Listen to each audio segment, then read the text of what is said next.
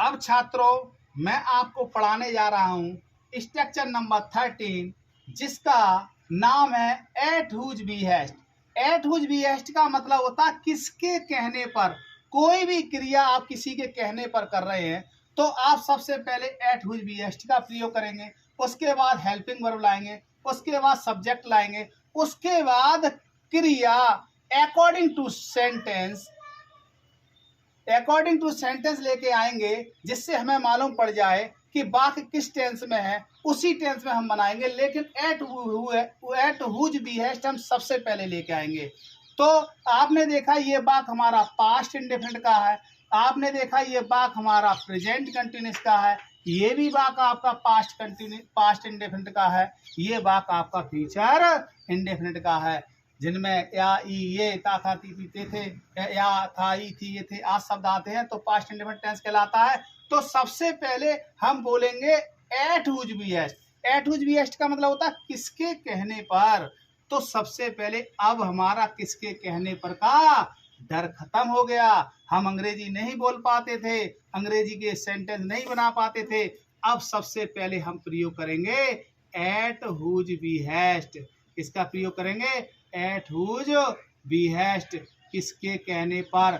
वाक्य past indefinite का है, चाहे कर्ता सिंगुलर हो चाहे प्लूरल हो, हम डिड ले आएंगे, क्योंकि एट हुज बिहेस्ट का प्रयोग हम एक क्वेश्चन वर्ड की तरह करते हैं।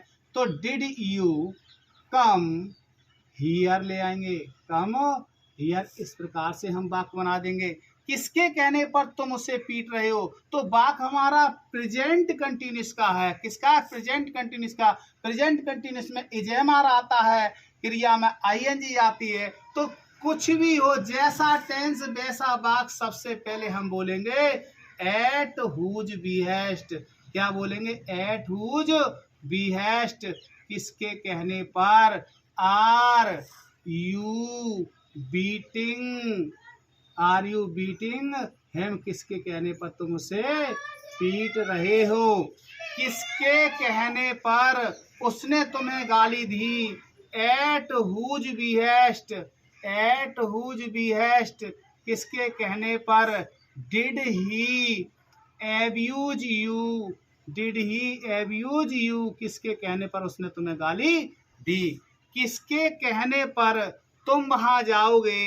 एट हुज बिहेस्ट, क्या बोलेंगे? एट हुज बिहेस्ट, किसके कहने पर। डिड यू गो देयर, किसके कहने पर आप वहां जाओगे। इस तरीके से किसके कहने पर उसने तुम्हें पीटा।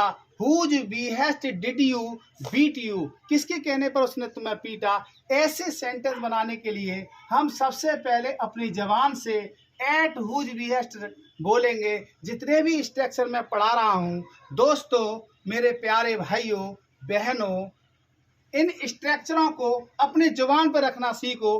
अंग्रेजी अपने आप मुंह से निकलेगी, आप कभी किसी चीज की चिंता मत करो। मैं आपको 100% 1000 आपको ऐसे स्ट्रक्चर दूंगा, ऐसे ही अंग्रेजी के प्रयोग दूंगा ताकि यू स्पीक इंग्लिश। धन्यवाद।